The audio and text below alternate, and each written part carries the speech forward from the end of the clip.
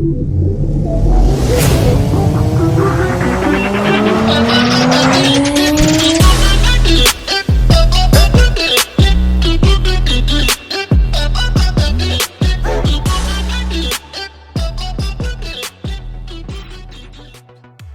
all, so today we'll look at the cars that led up to the Mini being released in 1983.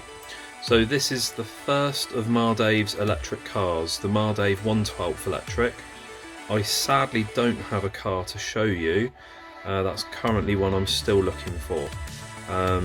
As I've learned, when you're trying to collect fairly rare cars, you've got to be patient. The box came up really cheap, so I picked that up in readiness for finding a car.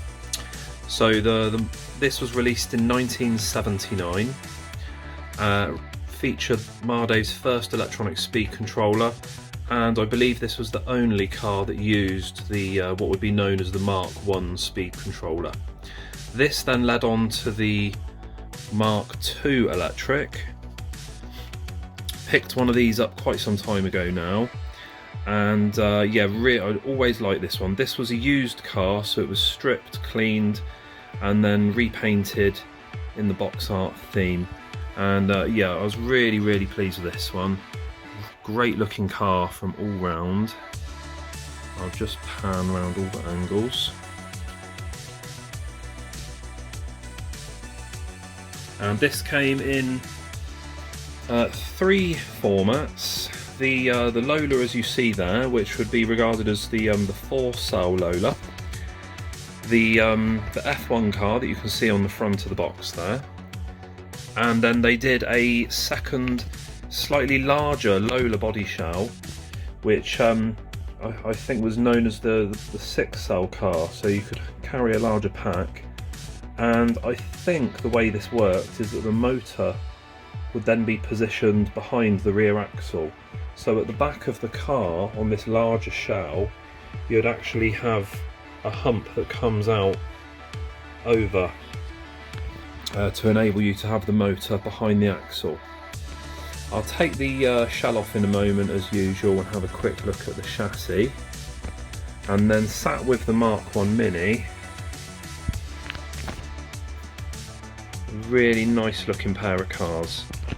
The Lola came out in 1981, and as previously mentioned, Mini in 83. I mentioned the other day about the Mini's box looking a bit bland compared to other boxes of the day, and this is what I mean.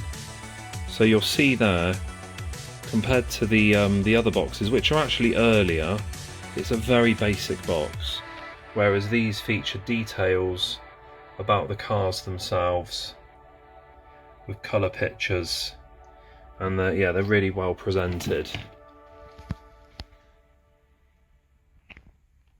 There we go.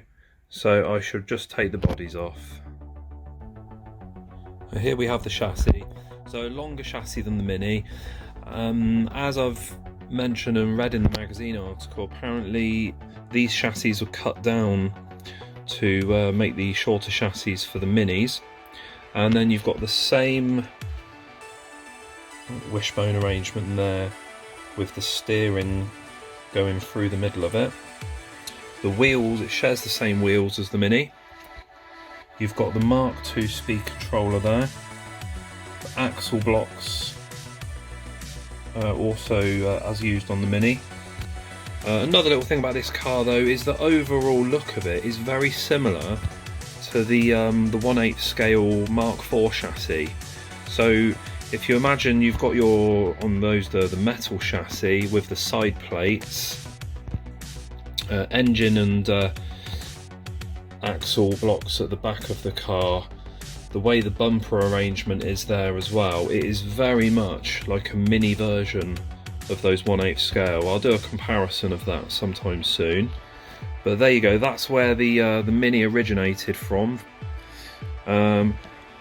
These I think a few sold, but nowhere near the numbers of the Mini.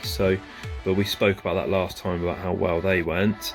And then a very quick update on my Mini 50. So I've put the chassis together. That went together really nicely. As mentioned, I've used the carbon option there. There's the Mini 50 custom plate there. And as soon as I've got the body done, I will probably sit it against the standard Mark II and just do a little bit of a comparison of them in the future. Cheers.